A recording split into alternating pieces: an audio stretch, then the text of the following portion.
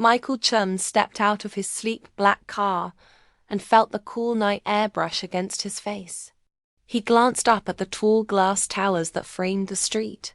Their lights sparkled like stars brought down to earth. He had just left a late meeting at his company's headquarters. His mind buzzed with numbers and plans. Yet his heart felt empty in a way he could not name. He started walking toward his apartment building. The sidewalk was almost empty.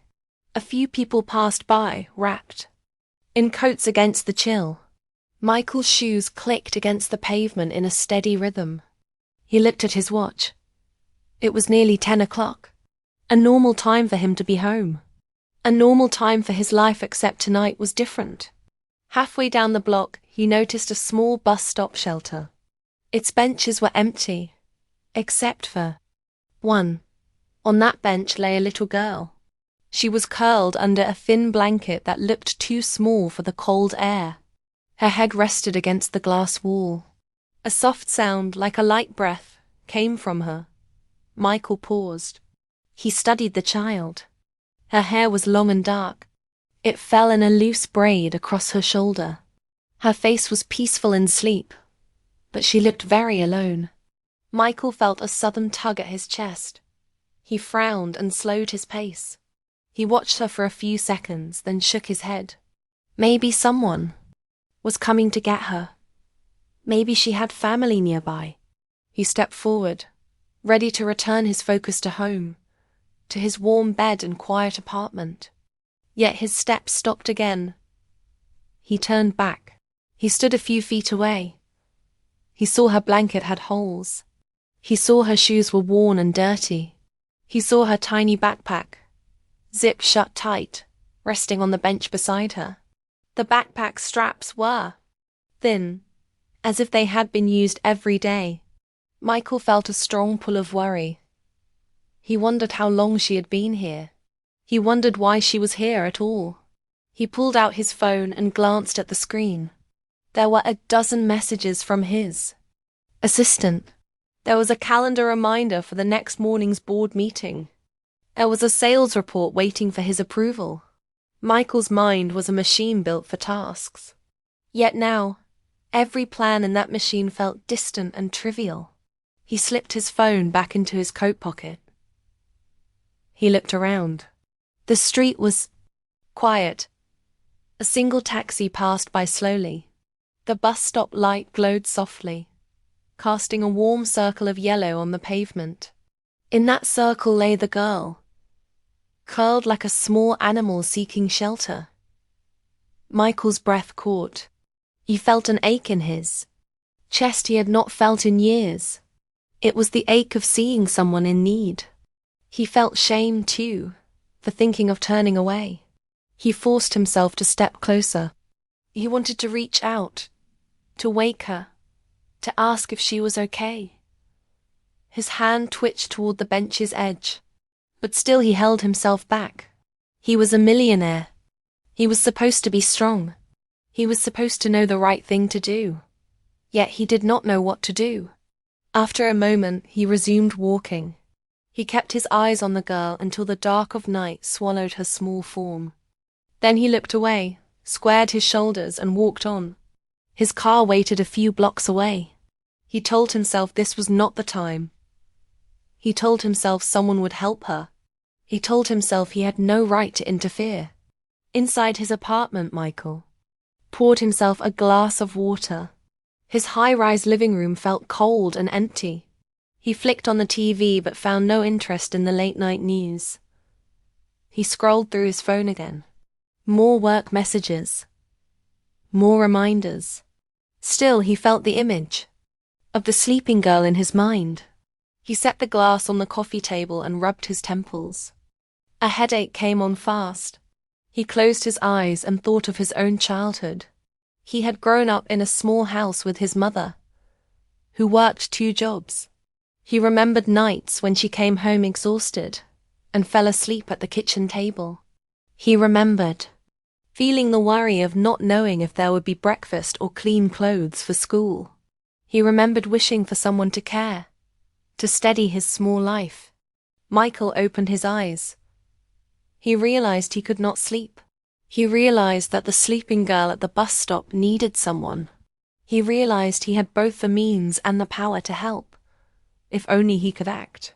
He tossed aside his coat and boots and paced the room. The lights of the city stretched out below him, thousands of apartments glowing like fireflies. Somewhere in that sea of light, someone was watching. Someone could help. That Michael knew he had to be the one. He picked up his phone and scrolled to his contacts. He tapped his assistant's name. His finger hovered over the call button. Finally, he pressed it. A calm voice answered. "Yes, Michael." It was almost midnight. He cleared his throat. "I need you to gather 3 things right away," he said, his voice low but firm. "First, I need the address of the bus stop at 5th and Main, ASAP. Second, I need details on the local child welfare hotline and the nearest shelter that can take an unaccompanied minor tonight. And third, send a car for me. I'm going there now." He heard the assistant catch her breath. "Right away, sir." Michael hung up and slipped on his coat again. He felt a rush of purpose. The headache faded. The emptiness lifted a little. He grabbed his wallet, his phone, and his keys. He left his apartment without a backward glance. The doorman raised an eyebrow at the late-hour exit. Michael offered a quick nod. He climbed into the car his assistant had ordered. The driver nodded, recognized him, and steered onto the street. The ride was short. In 10 minutes they arrived. At the bus stop, the shelter's lights were off. Only the faint glow of the street lamp lit the bench. Michael's heart pounded as he approached. The girl was still there, under the thin blanket. She had not moved. He knelt down beside her and gently placed his hand on her shoulder. She stirred, her eyes fluttering open. For a moment she looked around, confused. Then she saw Michael's face, tall and kind, framed by the streetlight. He offered a small smile and held out his hand. Her eyes widened and she bit her lip. Michael spoke softly. "I'm here to help. You're safe now." Tears came into the girl's eyes. She clutched the blanket tighter. Michael brushed a strand of hair from her face. "It's okay," he said. "You're not alone." That moment, Michael knew his life had changed. He knew that seeing the girl had awoken something inside him. He had felt the ache. He had answered it, and he would not turn away again. Michael arrived at the office before sunrise, the sky a pale grey that hinted at the coming day.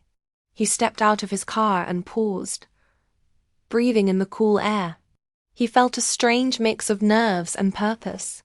Last night's decision pulsed inside him like a quiet drum. He could not forget the sight of the little girl sleeping on the bench. He walked through the glass doors into the lobby, where a few early risers waited for elevators. The polished floors gleamed under bright lights. Everyone moved with purpose, just as he did.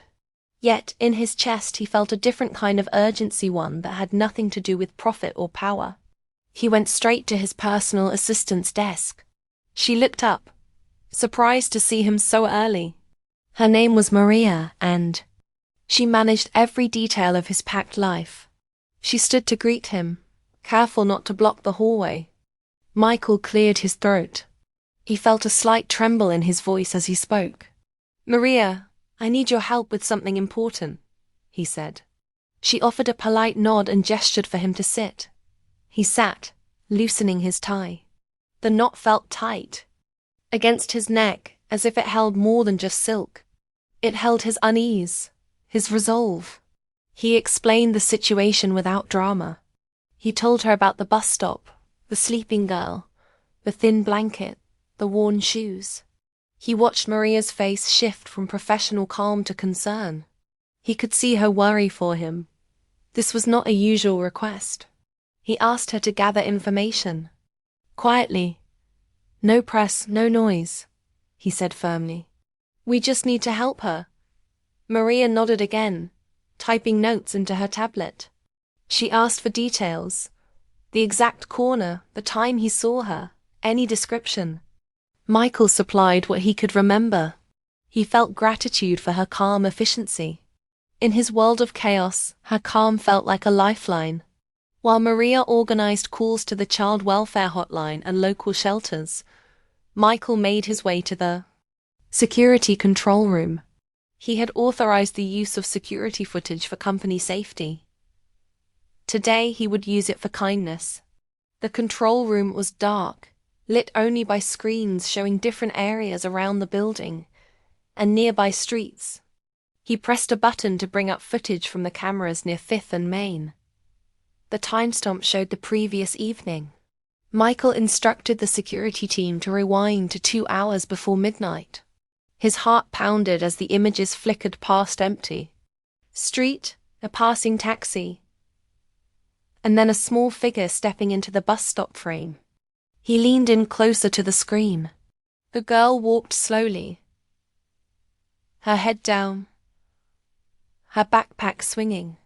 She sat and wrapped herself in the blanket. Then she lay down and closed her eyes. Michael watched her chest rise and fall. He noted the time, the way her small form filled the frame. He froze the image and took a photo. He felt a sharp ache, seeing her so vulnerable in the wide, empty street. The security officer asked if he needed any more help. Michael shook his head and whispered, "Thank you."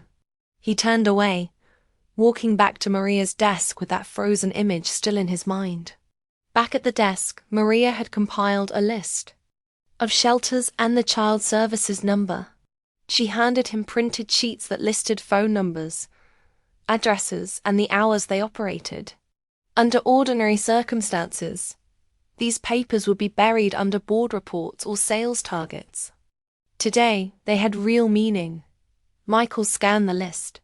His fingers brushed the name of a shelter that accepted children without a waiting list. He looked at Maria. "Call them now," he said. She picked up the phone and dialed the number. Michael listened as she spoke softly, explaining that they had a child in need of emergency care. He heard a pause, then the voice on the other end agreed to prepare a space. While Maria arranged transport, Michael opened his email to send a brief note to his legal team. He wanted to make sure he did nothing that would cause trouble for the girl, that every step was fully above board. He wrote quickly, "We have an unaccompanied minor.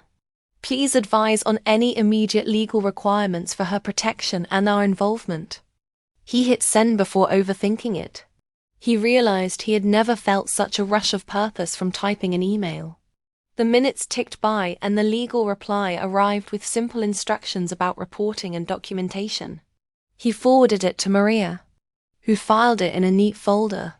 With the legal steps in motion, Michael turned his mind to the girl's identity. He asked Maria to check with the City Transit Authority to see if they had any records of lost or found children. He also asked the security team to check any nearby traffic or door cameras for clues about who might have been with her earlier. He wanted to build a full picture so that when the girl woke, she would see not strangers, but people who knew her name and cared. "We should know who she is," he told Maria. "We should know how to help her mother or guardian." Maria nodded and added the new tasks to her list. His office door opened, and his chief operations officer stepped in. She was early too, carrying a cup of coffee. She looked at Michael with curiosity. He gave her a small, apologetic smile. "I'm sorry," he said. "I'll be in my study if you need me." She nodded and closed the door gently. Michael exhaled. In that brief moment of interruption, he felt both the weight of his responsibilities and the lightness of doing something that truly mattered. The coup didn't pry, and he appreciated that. He turned back to his desk and sat, running a hand through his hair. By mid-morning, updates began to come in. The Transit Authority confirmed no hits in their lost and found notices. The additional camera footage showed no familiar adults near the bus stop. The shelter was ready to receive the child. The child welfare hotline said a caseworker would meet them there to start the paperwork. Michael felt a cautious relief. He realized that every small detail had to be right. One mistake could scare her away. One wrong move could break her fragile trust. He paused for a moment and closed his eyes, thinking of the last time someone helped him in childhood. He remembered his mother's tired smile when a neighbor brought dinner. He remembered feeling safe for a moment, even when life felt hard. He returned to Maria's desk to finalize plans. She had arranged a discreet car that would meet the caseworker at the shelter and bring the girl there safely. Michael asked for the driver's name and phone number. He wanted to thank him personally. He told Maria to alert the shelter staff that he would arrive there himself after a short meeting. He needed to see the girl settled before heading back to work. Maria raised an eyebrow but did not question him. She typed rapidly, confirming the time and contact details. Michael watched the clock. It was almost time. Just before noon, Michael held a brief team briefing. He spoke to senior staff members about market updates and upcoming launches. His voice was steady, but inside he felt the strange duality of two lives. One of corporate power and one of quiet compassion. He used the words he had practiced the day before for board meetings. Yet each sentence carried a hidden energy. The energy of a man who knew he would soon change a life. He ended the meeting on time and thanked his team. As they filed out, he smiled and said he had another appointment. No one asked details. Michael grabbed a quick lunch in his office, just a sandwich and juice, and then slipped into his car. He watched the city go by, the streets alive with people rushing, laughing, talking. He thought of the small girl sleeping under the lamp. He thought of how hard her life must have been. He felt both sadness and hope. He knew he was doing the right thing. He took a deep breath and looked forward, ready for the next step. To meet Sophia. To let her know she was not alone. To give her a chance for a better tomorrow. Michael pulled the car gently to the curb near the bus stop. The sky was still light with late afternoon glow, but the street lamps cast long shadows. He opened the door and stepped onto the pavement, carrying the small backpack and the warm coat he had brought. The thin blanket that had held the girl's warmth all night now lay folded in his hand. He approached the bench quietly, not wanting to startle her. Sophia sat up slowly, blinking against the light. Her dark hair fell forward, and she brushed it back with a shy gesture. Michael offered the coat with a soft smile. "I thought you might be cold," he said. The coat was too big for her little frame, but he draped it over her shoulders. It felt like giving her a shield against the world, a promise that someone cared. Sophia's eyes were wary. She looked at Michael, then at the doorway of the shelter. Across the street, she hugged the coat tight, her small hands buried in its folds. Michael knelt so he could meet her at eye level. "My name is Michael," he said gently. "You can call me Michael." He paused, letting the words sink in. "I brought some food and water too." He unzipped the backpack and took out a bottle of water and 2 sandwiches wrapped in paper. She watched him, silent, her gaze flicking between the coat and the backpack. Michael held out the sandwich first. "You look hungry," he said. Sophia took the sandwich without speaking. She unwrapped it slowly and took a small bite. Michael watched her cheeks fill, remembered how it felt to have a warm meal when you were very hungry. He offered her the water next. She drank carefully, then looked at him again. "I can walk with you," he said, "or I can drive you. You choose." His voice was calm, giving her control. Sophia bit her lip and thought. Finally, she nodded toward the street. Michael guided her across the road to the car. She climbed in, the coat slipping off her shoulders, and he draped it more. Carefully this time. He shut the door and walked around to the driver's side. The car ride was quiet. Sophia stared out the window at passing cars and storefronts. Michael kept glancing at her in the rearview mirror, checking that she was all right. He drove to the community center he had arranged. It was a small building on a side street, its windows bright and welcoming. A sign read, Hope House, a safe place for children. They parked in a small lot. Michael opened the door for Sophia again. She hesitated. At first, but his calm presence gave her courage. He took her hand and led her inside. The air smelled of crayons and clean floors. Children's drawings lined the walls, smiling suns, colorful trees, happy families. Sophia paused, looking at a drawing of two girls holding hands beneath rainbows. She pointed at it, and Michael nodded, encouraging her. A woman stepped forward. She wore a gentle smile and a name badge that read, Caseworker, Elena Rivera. Elena knelt to Sophia's height and spoke softly. Hello, Sophia. I'm Elena. We're here to help you. Sophia held Michael's hand tightly. Elena offered her a chair at a small table. On the table were a few storybooks and some coloring pages.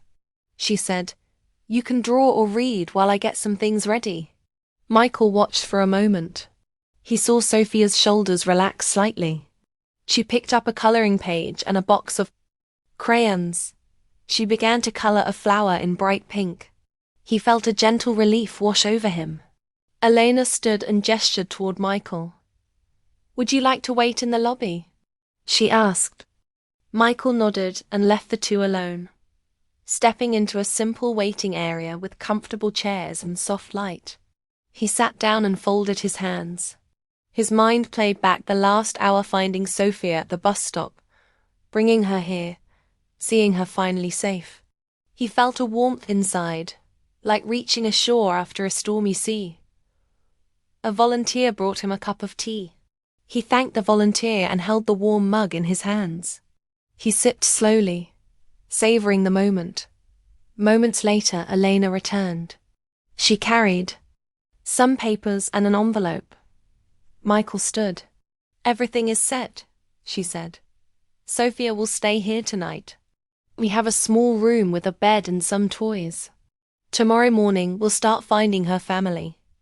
Michael nodded. He opened his wallet and took out a check.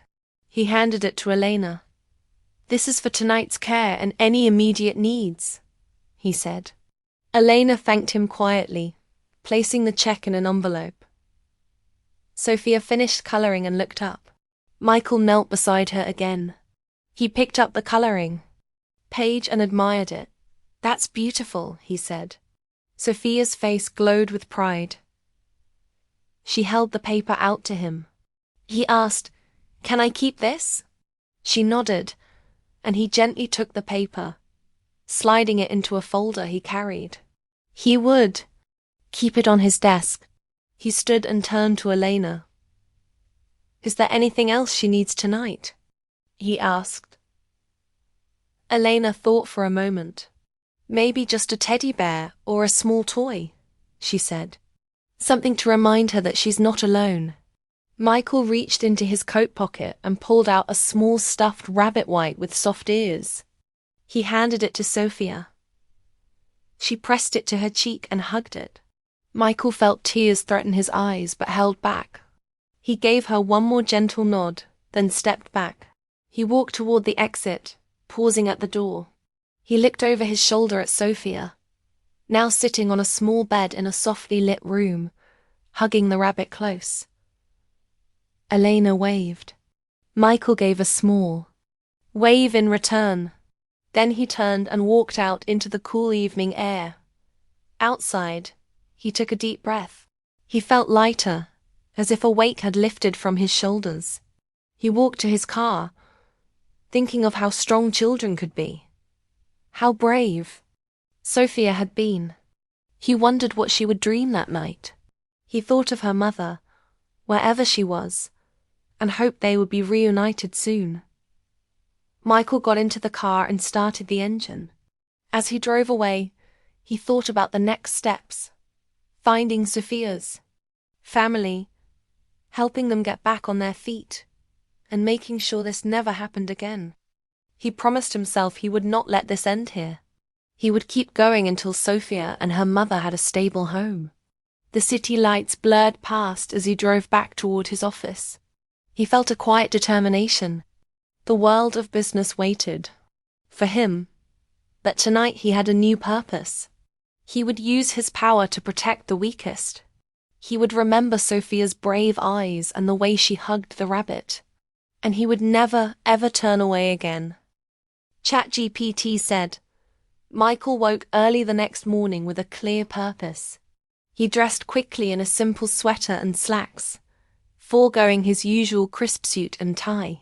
His mind still hummed with the image of Sophia's brave little face, her tight hug, around the stuffed rabbit. He wanted to arrive at Hope House before the staff and caseworker did their rounds. He believed his presence might help Sophia feel safe, knowing he cared beyond just a single gesture. When he pulled into the lot, the sun had just begun to peek over the rooftops. The air held a fresh promise of spring. He paused at the entrance, brushing a loose lock of hair from his forehead. The front door opened before he could knock. Elena stood there, her gentle smile steady as ever. "Good morning," she said. "Sophia is up and having breakfast now." Michael nodded, relief warming his chest. "May I join you?" he asked. Elena stepped aside to let him in. Inside, the small dining room smelled of oatmeal and warm toast. Sophia sat at a child-sized table, her rabbit tucked under one arm. She looked up when Michael entered. For a moment her eyes widened. Then she offered a shy wave. Michael returned it with a soft smile and sat beside her. "Good morning," he whispered. Sophia nodded, still clutching the rabbit. Michael noticed her eyes were bright but tired. He felt a protective urge wash over him. He spoke gently to the staff who brought plates of pancakes and fruit.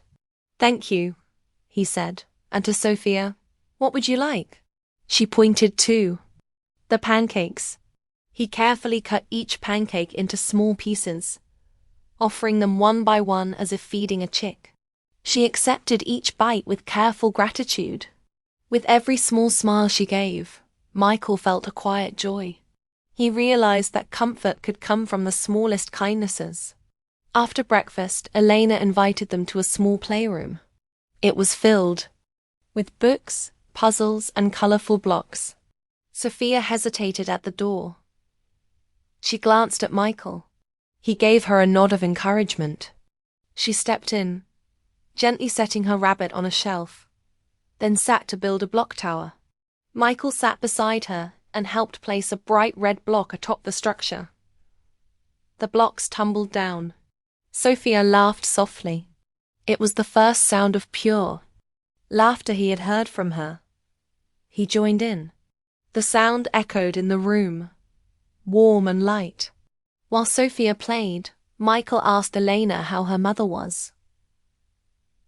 Elena sighed, then spoke quietly. "We received a call last night from the hospital. Sophia's mother, Maria, is recovering from surgery. Her insurance ran out, and she has no home to go back to right now. We are looking into temporary housing while she heals." Michael's heart tightened. He closed his eyes for a moment, picturing Sophia's small family broken by illness and circumstance. He opened his eyes with resolve. "What can I do?" he asked.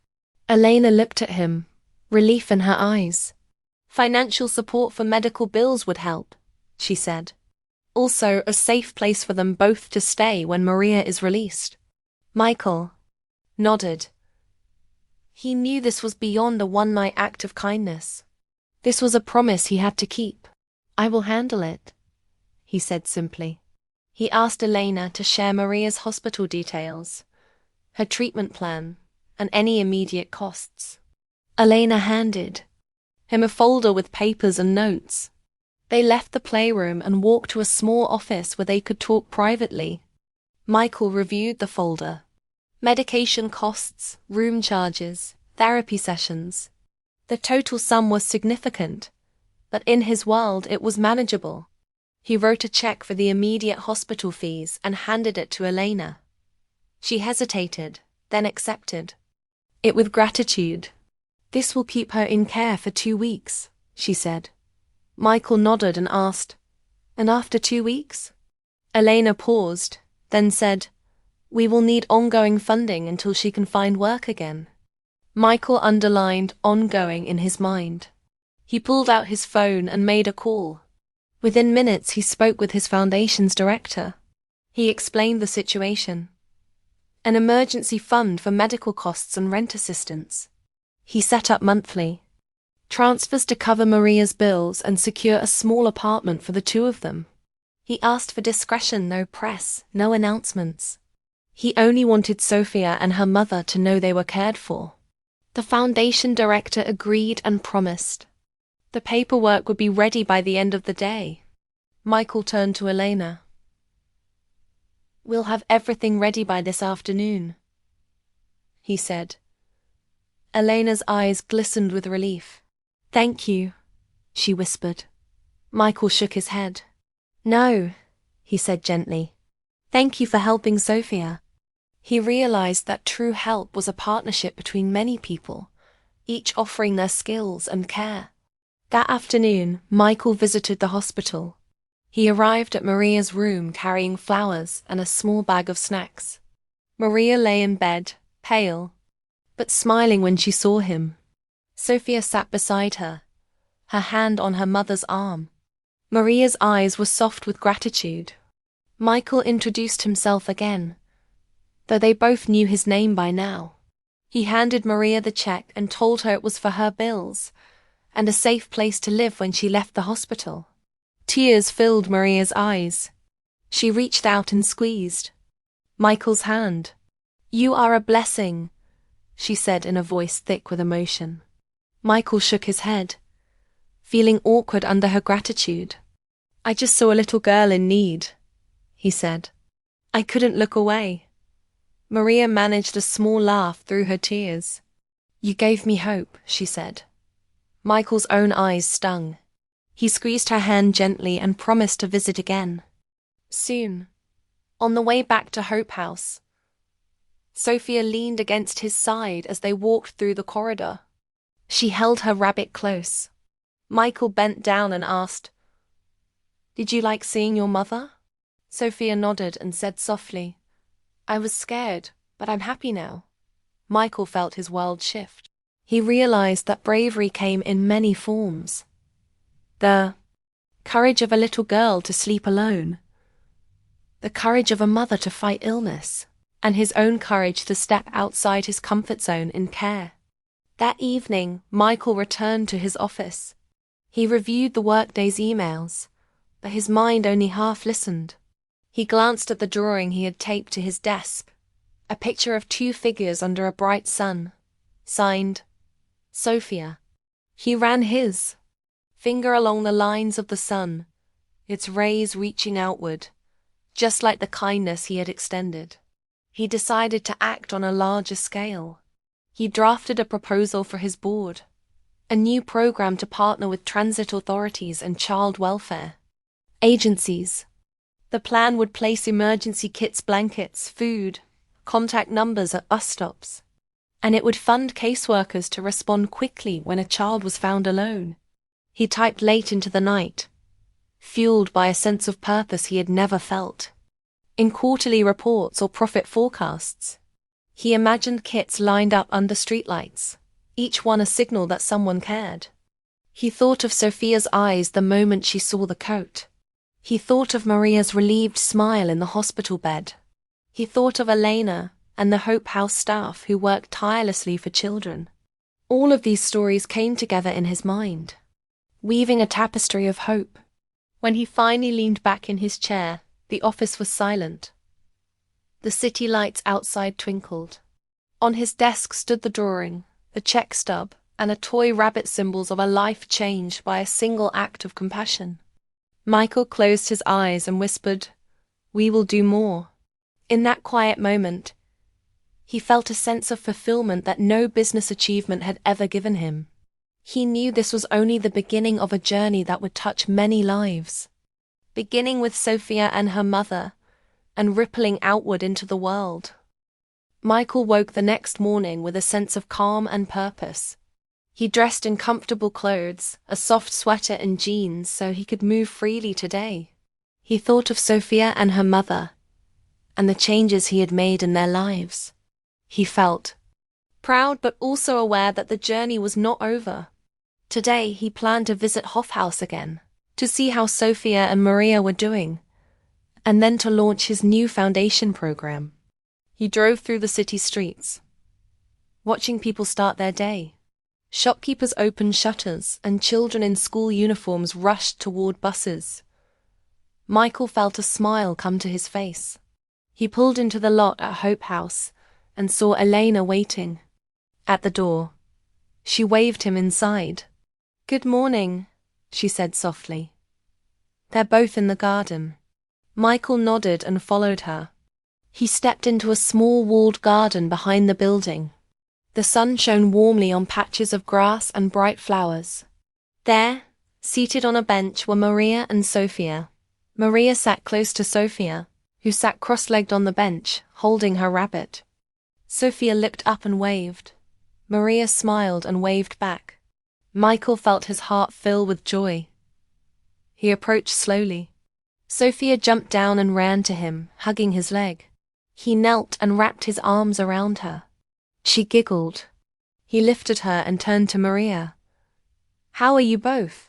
he asked gently. Maria's eyes glistened with gratitude. "We are doing much better," she said. "I start physical therapy this morning, and Sophia starts school next week." Michael felt relief wash over him. He looked at Sophia. "Are you excited?" he asked. Sophia nodded with a bright grin. "I want to learn reading," she said. Michael tousled her hair. "You will learn so much," he promised. They sat on the bench together. Maria took Sophia's hand. "Thank you," she said to Michael.